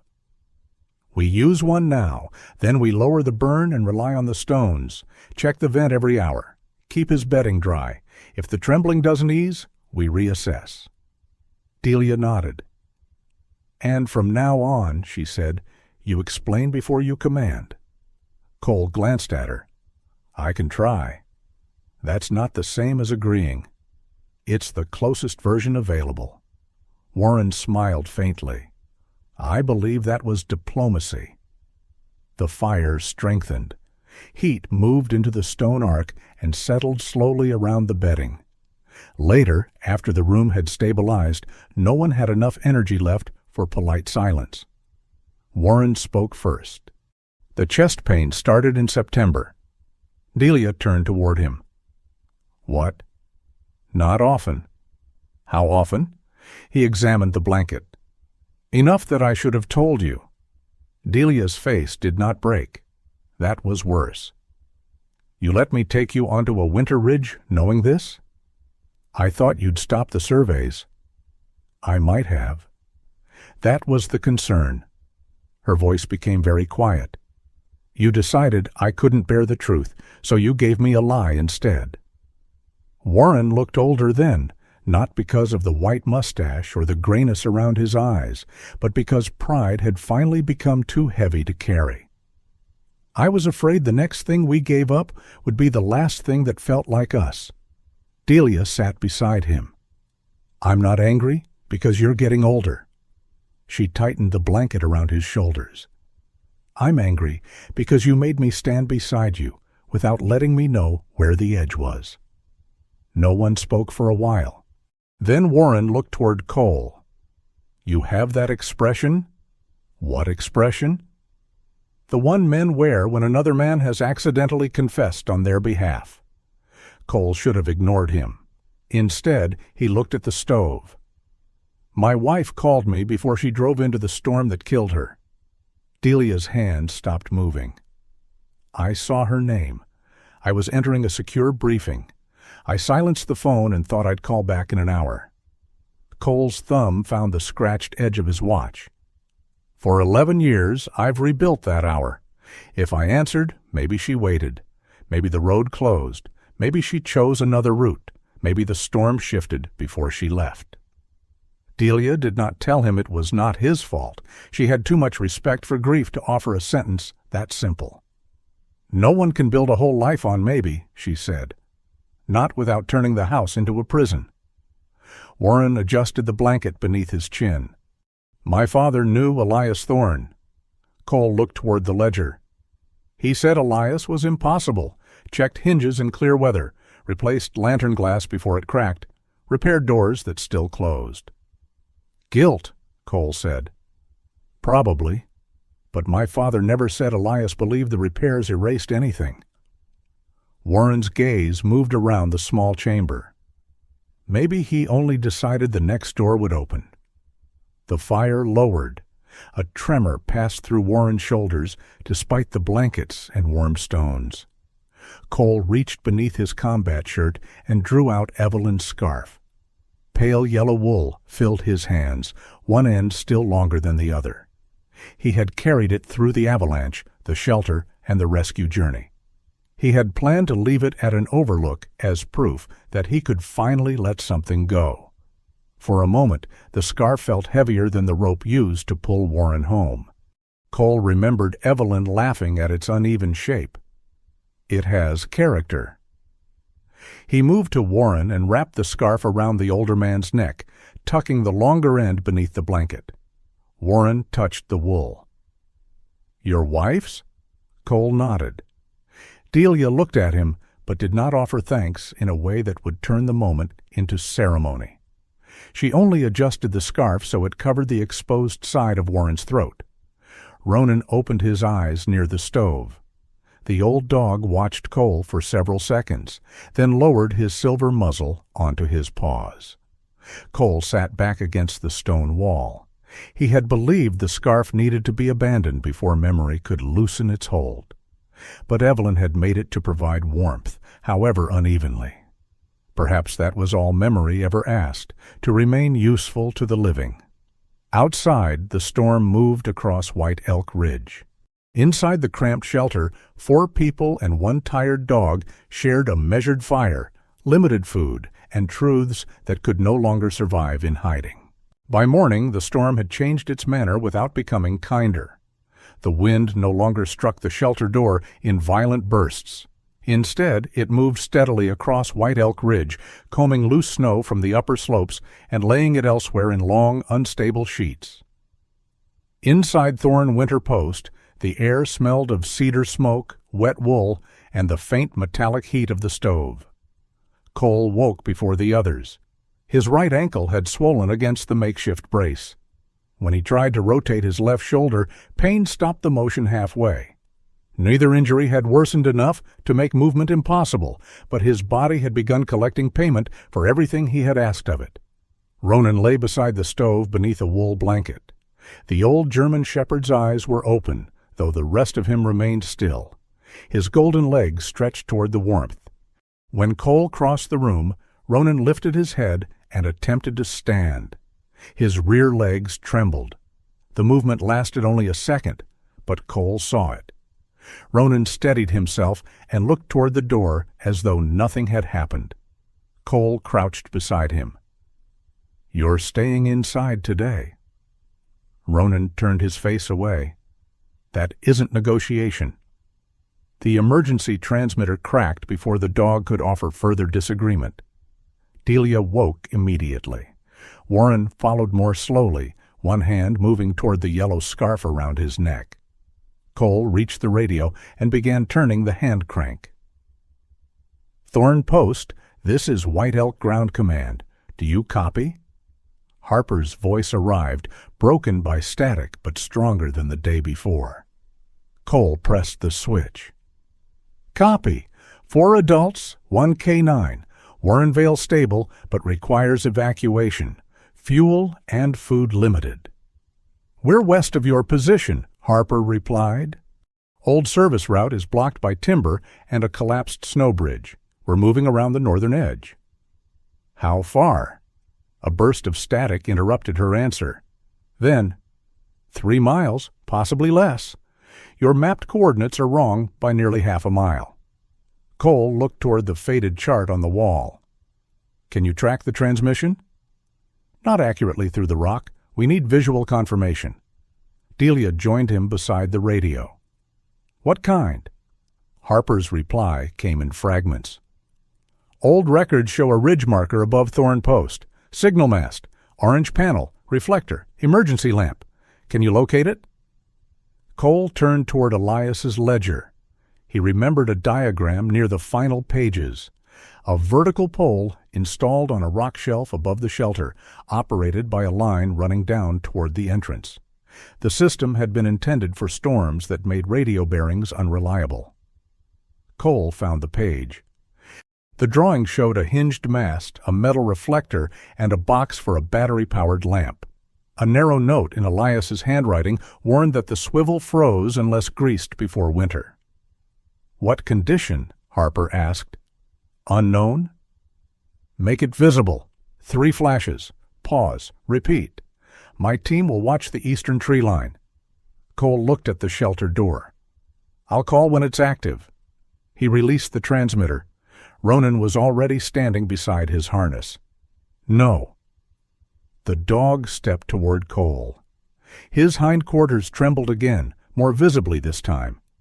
Cole had seen Ronan cross broken concrete, flooded roads, and fields where every scent carried danger. He remembered the animal at 4 years old, lean and tireless, clearing walls as though gravity were an inconvenience meant for other creatures. That Ronan no longer existed. The dog before him was still brave, still intelligent, and still willing. He was also 9 years old, exhausted, and sore.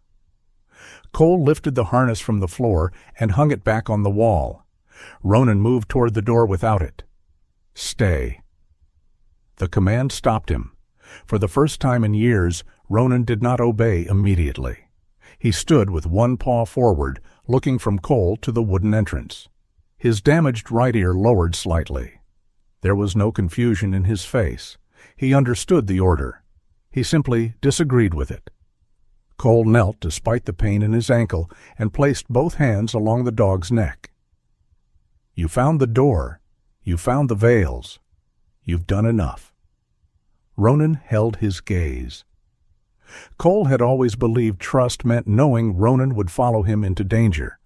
Only now did he understand that trust also required asking the dog not to.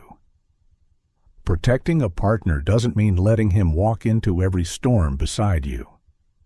Ronan's breath warmed Cole's wrist. "Stay with Delia." The dog remained standing for another moment. Then he turned slowly and lowered himself beside her boots. Delia rested a hand against his shoulder. I'll make certain he complains about you professionally." Cole stood and faced Warren. The older man was pale but alert, the scarf still wrapped around his throat. A pocket watch and a small wind gauge from the bird station lay beside him. "I need someone watching time and wind," Cole said. Warren raised one white eyebrow. "A desk assignment, my finest work.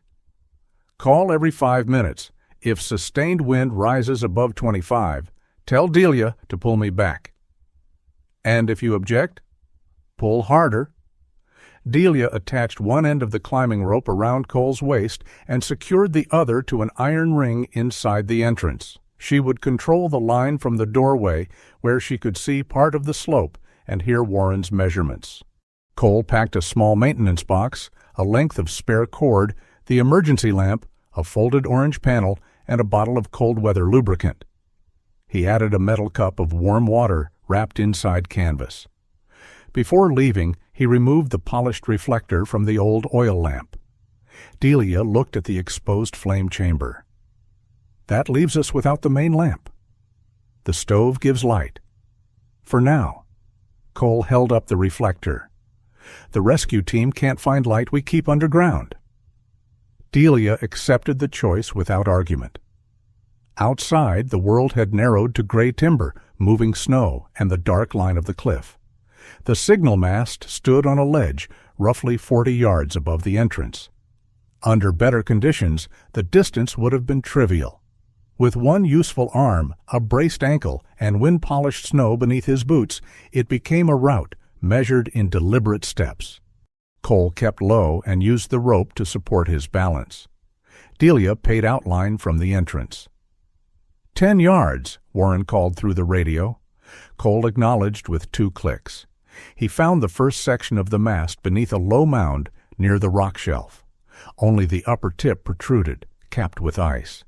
The orange panel had collapsed flat beneath the snow, still attached by one corner. Cole brushed the surface clear. The fabric remained bright under the crust, protected from sun and weather by burial. The mast's hinge would not move. He wrapped the warm canvas around the joint and waited while the heat softened the ice. Then he chipped away the loosened crust with the back of his knife. "Wind 18, Warren reported. Cole opened the maintenance box and applied lubricant to the exposed pin. The metal groaned, but held. He leaned into it. Pain shot through his shoulder. The mast moved less than an inch. Cole shifted position and used his good arm with the rope anchored around his waist. He pushed again, not against the entire structure, but in short, controlled pulses. The hinge broke free. The pole rose halfway before the broken operating line slipped from its guide and fell into the snow. Cole caught the mast against his shoulder. For a moment, its weight pulled him toward the slope. Delia tightened the safety rope. Cole, still here. He tied the spare cord through the old pulley, then secured the orange panel near the upper section. The battery compartment for the emergency lamp was dry but corroded. Cole cleaned it with the edge of a bandage clip and inserted the reserve lithium pack. The lamp blinked once, then died. Cole removed the battery and adjusted the contact spring. "Wind 21, Warren said. Snow began sliding in thin ribbons around Cole's knees. He reconnected the battery. The lamp flashed again and held. Cole fixed the metal reflector from the oil lamp behind it, angling the curved surface toward the western forest. It was not elegant. The reflector sat slightly crooked, and the orange panel snapped unevenly in the wind. But visibility mattered more than beauty. "Ready," Cole told Delia. She pulled the new operating line from the shelter entrance. The mast lifted fully. Above the trees, the orange panel opened like a small flag against the gray sky. Cole set the emergency lamp to the agreed sequence. 3 flashes. Pause. 3 flashes. The light looked weak from where he stood. The storm consumed brightness quickly. Cole moved the reflector several degrees west. "White Elk Command, marker active," he transmitted. 3-flash pattern above Thorn Post. Harper answered through static. Hold position. Watching. Cole crouched beside the mast. Minutes passed. Inside the shelter, Delia maintained tension on the line. Warren called the wind speed and time with calm precision. Ronan lay near the entrance, head raised, every part of him listening. Cole's ankle began to throb beneath the boot. He shifted his weight toward the rock wall. The snow under his left knee settled. Not much. A soft drop of perhaps an inch. Cole stopped moving. A hairline fracture appeared in the surface several feet below him. "Delia, take the slack out." The rope tightened around his waist. "Problem?" she asked. "Surface layer is moving." Warren's voice came next. "Wind 24, gusting higher." Cole looked toward the mast. The lamp still blinked. No acknowledgement from Harper. If he returned immediately, the signal might remain upright, or the next gust might twist the reflector away from the rescue team before anyone saw it. He stayed long enough to reinforce the base with a second cord tied around a rock projection. The fracture widened. A shallow sheet of snow slid beneath his boots. Cole dropped to his stomach, spreading his weight. The movement pulled sharply at his injured shoulder. His fingers lost the maintenance box, and it disappeared down the slope. "Pull," he said. Delia leaned backward inside the doorway. The rope tightened. Cole dragged himself forward, using his right elbow and one knee. His ankle could no longer bear weight. Each movement shifted more snow beneath him. Then the radio at his collar transmitted a sound from the shelter. Ronan barking, not the frantic barking of panic. 3 strong bursts, repeated with deliberate rhythm. The same pattern as the lamp. Harper's voice broke through. "We hear the dog. Repeat. We hear the dog." Cole stopped for half a second. Through the open radio channel, Ronan barked again. Harper continued. "Visual contact. Orange marker at eastern tree break. Ground team has your position." The light had been seen. "Bring him back," Harper ordered. "We're moving." Delia and Warren pulled while Cole crawled downhill toward the entrance. Warren counted each effort aloud, turning the task into measured intervals. 1. Rest. 2. Rest. When Cole reached the final ledge, his injured leg folded beneath him. Delia caught the shoulder of his jacket and dragged him across the threshold. Ronan rushed forward despite the command to stay, pressing his nose against Cole's face and chest. Cole lay on the floor, breathing hard. "You stayed," he told the dog. Ronan gave one irritated bark. "Mostly." Delia closed the door against the wind. They could do nothing now except maintain the signal and wait. Hours passed. The orange mast continued blinking above the shelter. Delia checked the operating line. Warren conserved the transmitter battery. Cole sat with his injured leg elevated, unable to place full weight on it. Ronan lay against his uninjured side, no longer pretending not to be tired. Late in the afternoon, a voice sounded outside, not through the radio. A human voice beyond the buried door. "Thorn Post, County Rescue." Delia lifted the bar. When the door opened, Harper Quinn appeared through blowing snow with ice across her braid and fatigue carved deeply around her hazel eyes. No triumphant music accompanied her. She simply stepped inside, counted the people and dog, then spoke into her shoulder radio. "Contact confirmed. 4 adults, 1 K9. Behind her came Graham Sutter, the team's volunteer medic. At 58, Graham carried his strength with a slight heaviness around the middle and the unhurried balance of someone who knew rushing was not the same as moving quickly. Snow fogged the rectangular black glasses beneath his goggles. A weathered orange medical pack hung from one shoulder, and a Navy stethoscope was tucked beneath his rescue jacket. He removed one glove. "Who has the chest pain?" Warren raised 2 fingers. "Historically or currently?" "Let's begin with currently." Graham knelt beside him. He checked Warren's pulse, breathing, skin temperature, and medication use. He listened to his chest, asked precise questions, and watched Warren's face as carefully as he watched the instruments. "Cold exhaustion with stable angina is the working assessment," Graham said. "No obvious sign of an acute heart attack, but you're first out and first evaluated properly." Warren glanced at Delia. "I've always wanted priority service." "You could have tried a restaurant," she said. Graham moved to Cole next. He inspected the ankle, shoulder, and circulation in Cole's foot. "You turned a moderate sprain into an ambitious one." "Is that medical terminology?" "It is when patients ignore the first version." Finally, Graham examined Ronan's paws, hips, and right flank.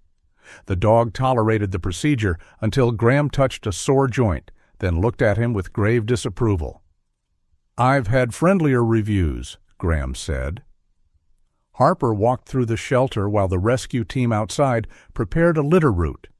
She studied Elias's ledger, the repaired transmitter, and the rope leading toward the signal mast. "We found your locator beacon more than a mile southwest," she told Cole. "It pulled both teams toward the wrong drainage." Cole looked toward Ronan. "The mast corrected it." "The mast gave us direction," Harper said. "The barking gave us confirmation. Radio carried it clearly once we reached the western ridge." Ronan lay between two blankets, silver muzzle resting on his paws. Cole reached down and touched the lower right ear. "He did more than find a shelter." Harper waited. Cole looked around the chamber, the opened vent, the measured cedar, Warren wearing Evelyn's scarf, Delia holding the signal line, and Graham preparing medical equipment. "Ronan found the part of me that still knew how to open a door when someone needed to come through." Harper's expression softened, but only slightly. "Good," she said. "We'll need that part of you on the way down." Outside, rescuers secured ropes across the slope and called distances through the trees. Inside, the old signal lamp continued flashing above them. It had not ended the storm. It had simply made certain the people within it could be found. Cole returned to Alder Creek 4 days after the rescue.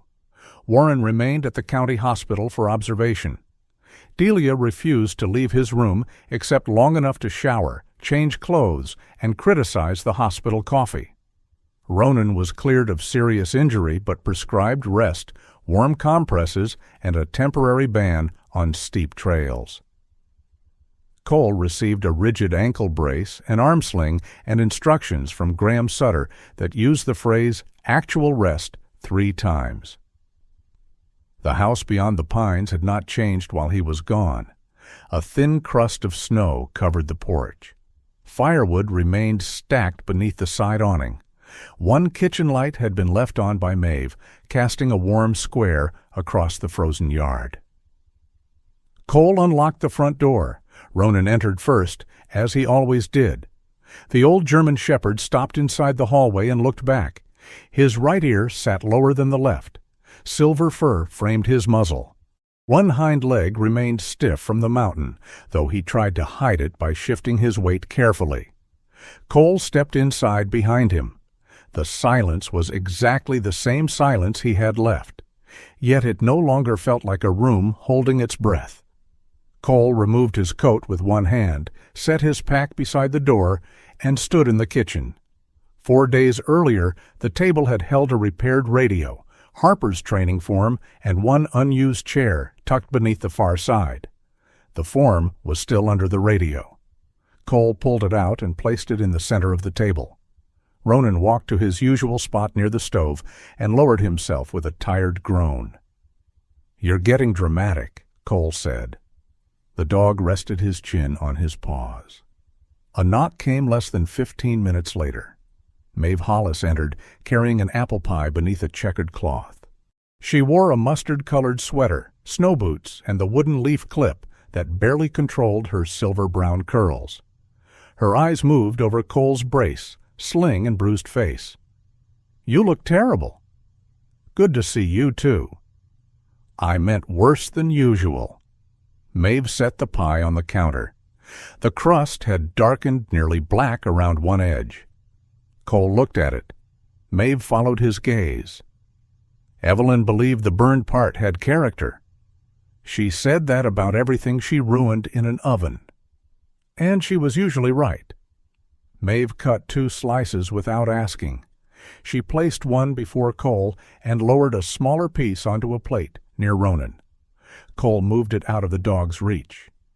He doesn't get pie. Ronan looked toward Maeve. Maeve looked toward Cole.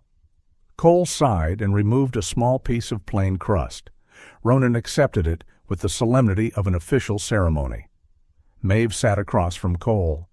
For several minutes she spoke only about ordinary things. The bakery freezer had failed. The town plow had buried her mailbox. Harper had frightened a local reporter by answering every question with another question. Then Maeve looked at the yellow scarf folded beside Cole's coat. "You brought it back?" Cole touched the uneven edge.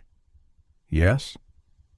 She nodded once, as if that answer completed something that did not require explanation. The local news reached him the following morning. A station in Denver requested an interview about the retired Navy SEAL and K-9 who had survived an avalanche, discovered a forgotten shelter, and rescued an elderly couple. Their message described the story as heroic, miraculous, and inspiring. Cole disliked all 3 words. Harper called before he could delete the request. "They want footage of Ronan." "No." "They want footage of you too." Still no. "I already told them." Cole paused. "Then why are you calling?" "To enjoy hearing you say it." He looked toward Ronan, who was asleep beside the stove. "What did you give them?" "An official statement. 4 people survived because multiple teams followed procedure, shared information, and made decisions that reduced risk." "That won't make good television." "No," Harper said. "It will make good rescue work." A week later, the Alder Creek Council invited Cole to a public meeting. The chamber above the town library smelled of wet coats, old paper, and coffee kept too long on a warmer. Cole sat in the back with his ankle elevated on an empty chair. Ronan remained at home under Graham's orders, a fact the dog had accepted with personal offense. Harper stood near the wall. Graham sat beside Warren and Delia, both recently discharged from the hospital. Warren wore Evelyn's yellow scarf loosely around his neck until Cole arrived, then removed it and returned it without ceremony. "Kept the important parts warm," Warren said. Cole folded it and placed it in his coat. During the meeting, the council chair proposed naming the restored shelter Mercer Station. Cole answered before the applause could begin. "No." The chair looked surprised.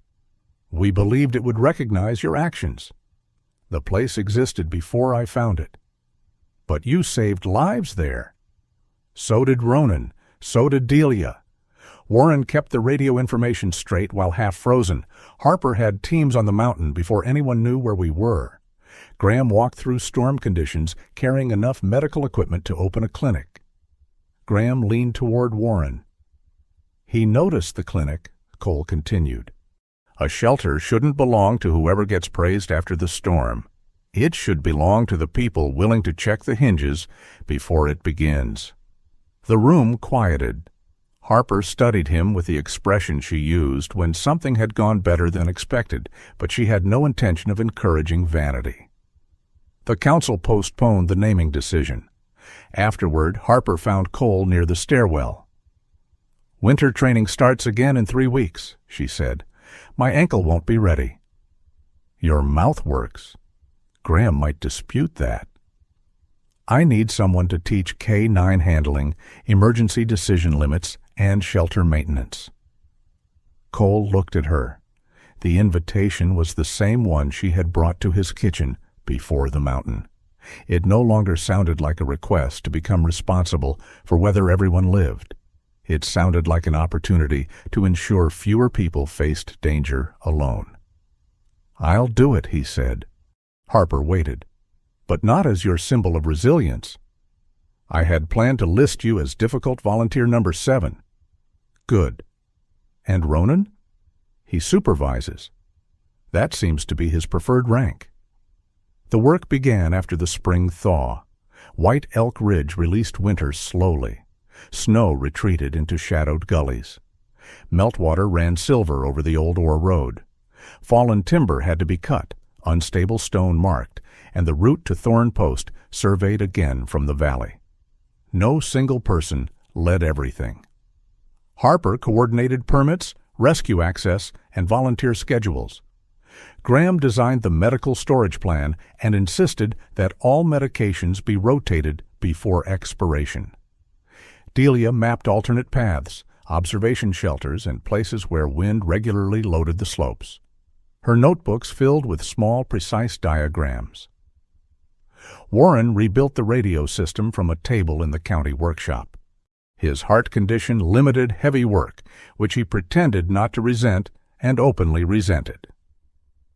He designed a repeater link that could transmit through the western drainage and created instruction cards large enough to read without glasses. Maeve organized a sewing group in the bakery after closing hours. They made wool blankets, neck warmers, and emergency mittens. The first batch of food bars came from Maeve's kitchen and proved so hard that Harper used one to hold open the supply room door. Maeve named them Immortal Biscuits. Graham banned them from all medical kits. Cole spent the summer training volunteers to work without confusing urgency with speed. He taught them how to read Ronan's posture, how to check a shelter for blocked vents, and how to state a turnaround condition before leaving safety. He made every team explain decisions aloud so that authority could be questioned before mistakes became irreversible. At first, Cole spoke like an instructor delivering a checklist. Over time, the words changed. He began asking volunteers what they saw before telling them what he saw. He let younger handlers correct his assumptions about new equipment. He allowed Harper to end a training day early when his ankle swelled, though he complained enough to preserve his dignity. Ronan attended most sessions. The old dog no longer ran full search patterns. He demonstrated scent indication, calm pressure, and controlled movement through crowds. Younger dogs bounced around him with the reckless enthusiasm of creatures who had not yet met arthritis. Ronan tolerated them until one shepherd puppy stepped repeatedly on his tail. Then he walked behind Cole and refused further educational service. By late September, Thorn Winter Post had become something different without losing its original shape. The entrance was reinforced, but the old timber door remained. A new ventilation shaft followed Elias's original design. Cedar was stored in a raised, moisture-resistant compartment. Medical supplies occupied sealed wall cabinets. The radio connected to the county network through Warren's repeater. Orange root posts marked the safer approach. Reflective lights were placed where deep snow could not easily bury them. Elias Thorne's ledger remained inside a protective case beside a new maintenance book. At the final council meeting, the community approved the official name, White Elk Winter Refuge. The emergency beacon mounted above the entrance received another name, Ronan's Light.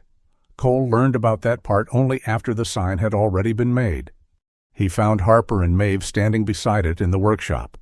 The metal plaque bore a simple line beneath the name, "For the dog who found a door when no one else could see it." "You went around me," Cole said. Maeve folded her arms. "We went ahead of you. There's a difference." Harper held out the mounting bolts. "You may file a complaint after installation." Cole looked at the plaque. Naming the entire shelter after himself had felt wrong because the place belonged to a network of hands, decisions, and responsibilities. Naming a light after Ronan felt different. Ronan had never asked to be remembered. He had simply kept turning back to make certain Cole was still there. "Put it above the switch," Cole said. Harper handed him the drill. The dedication took place the following December on a bright morning after fresh snow. Volunteers, council members, and rescue workers gathered outside the shelter. No television crews were invited. Maeve brought coffee, soup, and a revised version of the Immortal Biscuits that Graham declared technically edible. Warren stood beside the radio panel, explaining its controls to anyone unable to escape. Delia adjusted a route map that had already been mounted correctly. Harper checked the weather twice, and the guest list not at all. Cole arrived with Ronan after the others. The dog moved more slowly than the year before. His golden legs lifted carefully through the snow, and he paused at steeper places. Still, he walked several steps ahead and turned back at regular intervals. Cole no longer interpreted the glances as proof Ronan doubted him. They were simply the rhythm of how the two traveled through the world. Inside the refuge, new wool scarves filled a wooden rack near the stove. Each had been knitted by someone in Alder Creek for people who might arrive cold, frightened, or unprepared. Cole took Evelyn's yellow scarf from inside his coat. He placed it on the old wooden hook beside the entrance. For a moment, he imagined leaving it there. That had been his original purpose. Carry it into the mountains, tie it somewhere above the valley, walk home without it. But surrendering the scarf no longer felt necessary. Cole touched the uneven fringe. He removed one small strand from the longer end and tied it around the handle of Ronan's light. The yellow wool looked fragile against the metal, almost too small to matter. Then Cole folded the scarf and returned it to his coat. Maeve stood near the doorway. "You're taking it home?" "Yes." "Good." Nothing else needed to be said. When the visitors left, Cole remained behind to complete the first maintenance entry. He checked the vent, radio battery, stove draft, water supply, and cedar storage. Ronan followed him around the room, inspecting each corner as though the renovations had been performed primarily for his approval. Cole opened the new ledger. He considered writing something meaningful. A sentence about storms, survival, second chances. The words sounded too polished. He wrote instead, "Door functioning, cedar dry, radio clear." Ronan checked everything twice. Cole signed the date. He switched on the beacon. Outside, Ronan's light blinked above the snow-covered entrance, its reflection moving across the pines. Cole sat on the threshold. Ronan lowered himself beside him and leaned against his good leg. His silver muzzle pointed toward the valley where Alder Creek rested beneath a pale blue sky. Cole had climbed White Elk Ridge to say goodbye. The mountain had not given him forgetfulness. It had given him a door that required maintenance, a light that needed testing, and people who expected him to come home after the work was finished. He still missed Evelyn. That had not changed. What changed was the purpose of the pain. It no longer stood guard over an empty house. It had become part of the warmth he could offer before the next storm arrived. Ronan shifted closer. Cole placed one hand against the dog's neck. Below them, the winter valley shone. Behind them, the refuge waited with dry wood, clear radio, and scarves for strangers. The heart did not have to stop hurting before it could live again. It only had to discover where to place the warmth it had kept. Sometimes healing does not mean leaving the past behind. It means carrying love forward in a way that gives warmth to someone else. Cole climbed White Elk Ridge to say goodbye, but God met him there with a door, a faithful dog, and a reason to return home. In our own lives, the storm may not end when we ask, but grace often leaves a light where we need it most.